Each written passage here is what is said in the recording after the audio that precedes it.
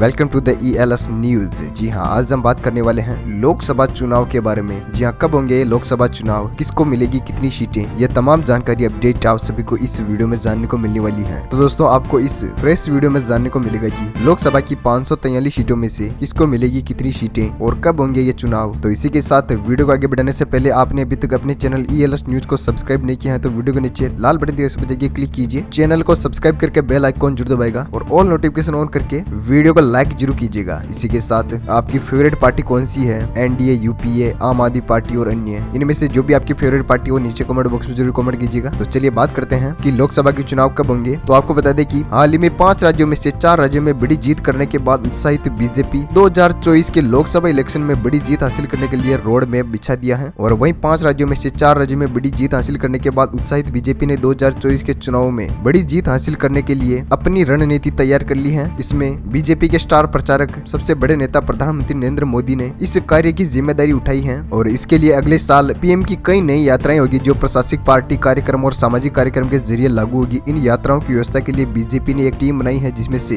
BJP के राष्ट्रीय महासचिव तरण चुग को इस संयोजक और राष्ट्रीय सचिव ऋतुराज सिन्हा को अपने संयोजक बनाया है। वहीं PM मोदी जी की इन रैलियों की व्यवस्था की दृष्टि से राष्ट्रीय सचिव अरविंद मेनन को इस टीम में शामिल किया गया है। पार्टी में महिला भागीदारी के तहत राष्ट्रीय सचिव अलका गुर्जर भी इस टोली का हिस्सा बनी है। वहीं पश्चिम उत्तर प्रदेश में पूर्व संगठन मंत्री प्रद्युम्न कुमार के साथ ही बीजेपी नेता राज कुमार पुलवारिया और युवा मोर्चा के महामंत्री रोहित चैल को भी शामिल किया गया है। वहीं पर प्रधानमंत्री यात्राओं में इन कार्यक्रमों को देखते हुए राज्य में इसी प्रकार की टोली बनाई जाएगी जिसमें से केंद्र और राज्य टीम मिलकर प्रधानमंत्री के सभी कार्यक्रमों को बिना किसी परेशानी के पूरा करने के जरिए में आगे रहेगी। हालांकि अभी यात्रा और इन रैलियों के जरिए प्रधानमंत्री ने धुआंधार कार्यक्रम की रूपरेखा अभी तक पूरी तैयार नहीं की है, लेकिन ये जरूर तय है दोस्तों कि पूरे 1 वर्ष में चलने के बाद इस कार्यक्रम में PM मोदी के प्रत्येक हिस्से को टच करेंगे। वही दोस्तों, गौर किया जाए तो प्रधानमंत्री नरेंद्र मोदी ने 2019 के लोकसभा चुनाव प्रचार के दौरान 142 रैलियां की थी, लगभग 1 लाख के किलोमीटर की यात्रा की थी। प्रधानमंत्री नरेंद्र मोदी ने उत्तर प्रदेश, पश्चिम बंगाल, ओडिशा, बिहार, महाराष्ट्र, मध्य प्रदेश, राजस्थान, कर्नाटक और गुजरात पर विशेष ध्यान दिया है। बता दें कि 3 साल पहले देश भर में 11 अप्रैल और 19 मई तक के बीच 7 चरणों में लोकसभा चुनाव का आयोजन हुआ है 2019 में। वहीं चुनाव के नतीजे 23 मई को घोषित किए गए, जहां भारतीय जनता पार्टी ने सबसे पहले ज्यादा 303 सीटों पर दर्ज की थी जीत। बीजेपी के नेतृत्व में गठबंधन ने कुल 553 सीटें जीती। इसकी वजह से PM मोदी लगातार दूसरी बार देश के प्रधानमंत्री चुने गए। वहीं बीजेपी के बाद दूसरे नंबर पर कांग्रेस गठबंधन रही जिसमें से 52 सीटों पर कब्जा जमाया। इसी के साथ तो दोस्तों चलिए आगे बढ़ते हैं फटाफट से 543 लोकसभा की सीटों पर किसको मिलने वाली है कितनी सीटें, ये तमाम जानकारी अपडेट हम जानते हैं इस वीडियो में। तो लोकसभा की 543 सीटों में से पांडिचेरी की एक लोकसभा सीट की बात की जाए तो NDA खाते में 0 सीट जा सकती है और UPA खाते में 1 सीट जा सकती है और आम आदमी पार्टी खाते में 0 और अन्य खाते में भी 0 सीट जा सकती है। इसी के साथ बात करते हैं अंडमान एंड निकोबार आइलैंड्स की एक लोकसभा सीट के बारे में। तो NDA खाते में 1 लोकसभा सीट जाती हुई नजर आ रही है और UPA खाते में 0 और आम आदमी पार्टी खाते में भी 0 और अन्य खाते में भी 0 सीट जा सकती है। इसी के साथ बात करते हैं मिजोरम की एक सीट के बारे में। तो NDA खाते में 1 सीट जाती हुई नजर आ रही है और UPA खाते में 0 और आम आदमी पार्टी खाते में भी 0 और अन्य खाते में भी 0 सीट जा सकती है। इसी के साथ अगले राज्य की बात की जाए तो अगला राज्य है दादर एंड नगर हवेली में 1 लोकसभा सीट दी गई है जिसमें से NDA खाते में 0 सीट जा सकती है और UPA खाते में भी 1 सीट जाती नजर आ रही है और आम आदमी पार्टी खाते में 0 और अन्य खाते में भी 0 सीट जा सकती है। इसी के साथ बात करते हैं नागालैंड की एक लोकसभा सीट के बारे में। तो NDA खाते में 1 लोकसभा सीट जाती नजर आ रही है और UPA खाते में 0 और आम आदमी पार्टी खाते में भी 0 और अन्य खाते में भी 0 सीट जा सकती है। इसी के साथ बात करते हैं दमन और दीव की एक लोकसभा सीट के बारे में। तो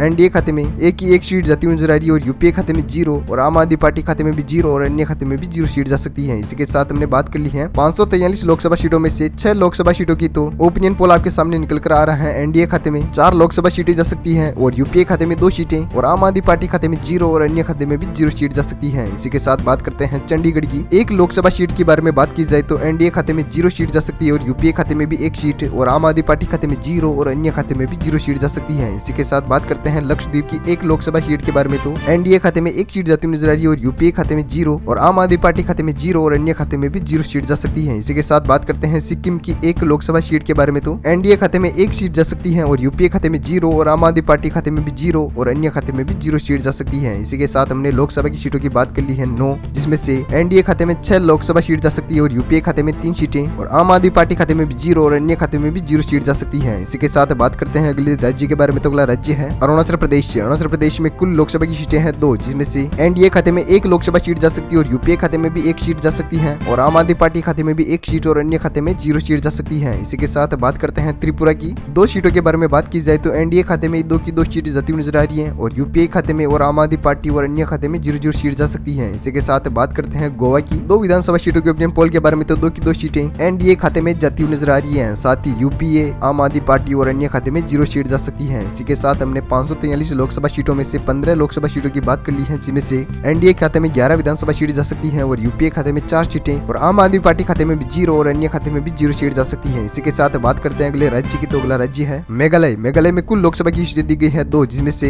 एनडीए खाते में 1 लोकसभा सीट जाती हुई नजर आ रही है और यूपीए खाते में भी 1 सीट और आम आदमी पार्टी खाते में 0 और अन्य खाते में भी 0 सीट जा सकती है। इसी के साथ बात करते हैं मणिपुर की 2 लोकसभा सीटों के ओपिनियन पोल के बारे में तो एनडीए खाते में 2 की 2 सीटें जाती हुई नजर आ रही है और यूपीए खाते में 0 और आम आदमी पार्टी खाते में भी 0 और अन्य खाते में भी 0 सीट जा सकती है। इसी के साथ बात करते हैं हिमाचल प्रदेश की 4 लोकसभा सीटों के ओपिनियन पोल के बारे में तो एनडीए खाते में 3 लोकसभा की सीटें जाती हुई नजर आ रही है, यूपीए खाते में भी 1 सीट और आम आदमी पार्टी खाते में भी 1 0 और अन्य खाते में भी 0 सीट जा सकती है। इसी के साथ बात करते हैं अगले राज्य की, तो अगला राज्य है उत्तराखंड। उत्तराखंड में कुल लोकसभा सीटें दी गई हैं 5, जिसमें से 5 की 5 सीटें एनडीए खाते में जाती हुई नजर आ रही है और यूपीए खाते में 0 और आम आदमी पार्टी खाते में भी 0 और अन्य खाते में भी 0 सीट जा सकती है। इसी के साथ बात करते हैं जम्मू कश्मीर की 6 लोकसभा सीटों के ओपिनियन पोल के बारे में तो एनडीए खाते में 3 लोकसभा सीटें जा सकती है और यूपीए खाते में 1 सीट जा सकती है और आम आदमी पार्टी खाते में 0 और अन्य खाते में 2 लोकसभा सीटें जाती हुई नजर आ रही है। इसी के साथ बात करते हैं दिल्ली की 7 लोकसभा सीटों के ओपिनियन पोल के बारे में तो एनडीए खाते में 7 की 7 सीटें जाती हुई नजर आ रही है और यूपीए और आम आदमी पार्टी और अन्य खाते में 0-0 सीट जा सकती है। इसी के साथ में हमने बात कर ली है लोकसभा की 41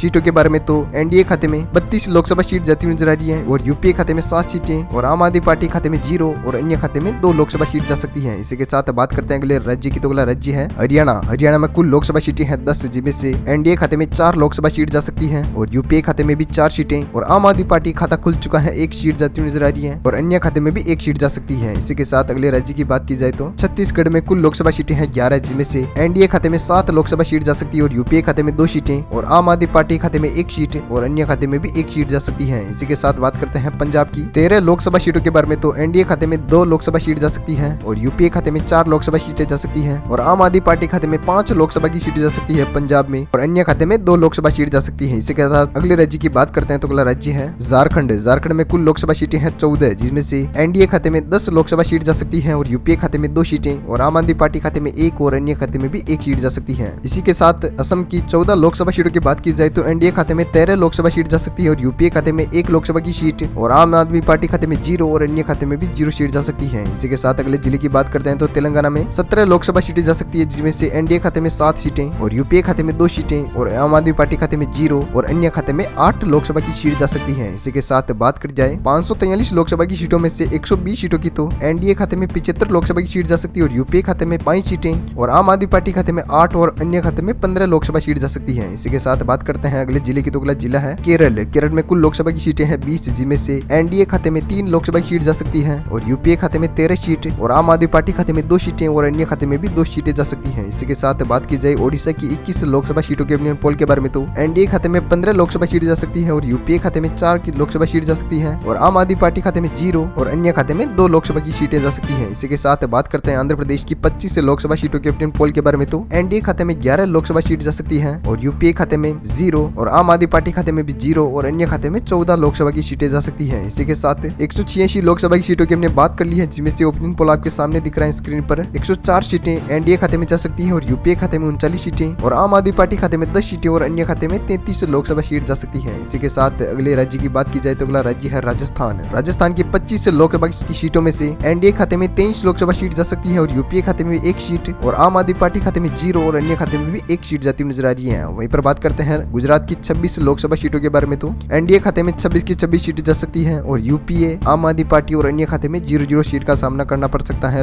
गुजरात में। वहीं पर बात करते हैं लोकसभा की 28 सीटों की। कर्नाटक की तो बात करते हैं तो इसमें से एनडीए खाते में 21 लोकसभा सीट जा सकती है और यूपीए खाते में 5 सीटें और आम आदमी पार्टी खाते में 0 और अन्य खाते में 2 लोकसभा सीट जा सकती है। इसी के साथ हमने 265 लोकसभा सीटों की बात कर ली है, जिसमें से एनडीए खाते में 174 सीटें जा सकती है और यूपीए खाते में 45 सीटें और आम आदमी पार्टी खाते में 10 सीटें और अन्य खाते में 36 लोकसभा सीट जा सकती है। इसी के साथ बात करते हैं मध्य प्रदेश की 29 लोकसभा सीटों के बारे में तो यूपीए खाते में 3 लोकसभा सीटें जा सकती है और एनडीए खाते में 25 सीटें और आम आदमी पार्टी खाते में 0 और अन्य खाते में 1 लोकसभा सीट जा सकती है। इसी के साथ तमिलनाडु की 39 लोकसभा सीटों की बात की जाए तो एनडीए खाते में 16 लोकसभा सीट जा सकती है और यूपीए खाते में 20 सीटें और आम आदमी पार्टी खाते में 0 और अन्य खाते में 3 लोकसभा सीट जा सकती है। इसी के साथ बिहार की 40 लोकसभा सीटों के बारे में बात की जाए तो एनडीए खाते में 26 लोकसभा सीटें जा सकती है और यूपीए खाते में 4 सीटें और आम आदमी पार्टी खाते में 1 और अन्य खाते में 9 लोकसभा सीटें जा सकती है। इसी के साथ 384 लोकसभा सीटों की हमने बात कर ली है, जिनमें से एनडीए खाते में 252 सीटें जा सकती है और यूपीए खाते में 58 सीटें और आम आदमी पार्टी खाते में 10 और अन्य खाते में 64 विधानसभा लोकसभा की सीट जा सकती है। इसी के साथ पश्चिम बंगाल की 42 लोकसभा सीटों की बात की जाए तो एनडीए खाते में 15 विधानसभा सीटें जा सकती है और यूपीए खाते में 5 सीटें और आम आदमी पार्टी खाते में 0 और अन्य खाते में 22 लोकसभा सीटें जा सकती है। इसी के साथ